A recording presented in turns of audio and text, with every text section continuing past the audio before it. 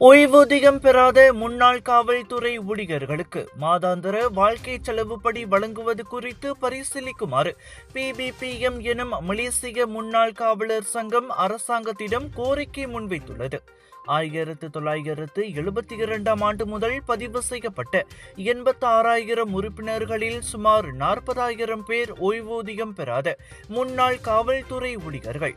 அவசர காலகட்டத்தில் சிறப்பு படை, உள்நாட்டு பாதுகாப்பு படை மற்றும் ஒப்பந்த கண்காணிப்பாளர்களாக பணியாற்றியவர்களும் அவர்களில் அடங்குவர் என PBPM தலைவர் முக்தார் ஒமார் தெரிவித்தார். தங்களுடைய வழக்கமான வருமான ஆதாரத்தை இழந்த பின் அவர்களில் பலர் அதிகரித்து வரும் வாழ்க்கை செலவினத்தை சமாளிக்க போராடி வருகின்றனர். எனவே அவர்களின் நலன் பேணப்பட வேண்டும். தேசிய வீரர் சேவை பதக்கமான பிங்காட் ஜாசு பலாவான் நிகாரு PJPN பெற்றவர்களுக்கு மாதம் 300 முதல் 500 ரிங்கிட் வரையிலான சிறப்பு செலவுப்படி வழங்க பரிந்துரைக்கப்பட்டிருப்பதாகவும் அவர் கூறினார். மேலும் காவல்துறை பாரம்பரிய அறக்கட்டளை நிதியின் TAWP உதவித்தொகைகள் மற்றும் நலத்திட்ட வரம்புகளை மேம்படுத்த வேண்டியதும் அவசியம் என்றார் அவர்.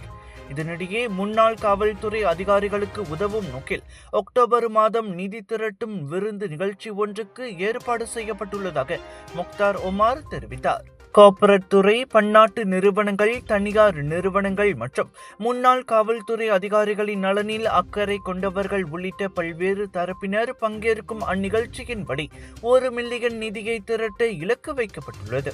திரட்டப்படும் நிதி சங்க உறுப்பினர்களுக்கு உதவுவதற்காக மருத்துவ உபகரணங்கள், சக்கர நாற்காலிகள், பால், செவித்திறன் கருவிகள் மற்றும் பிற அத்தியாவசிய பொருட்களை வாங்க பயன்படுத்தப்படும்.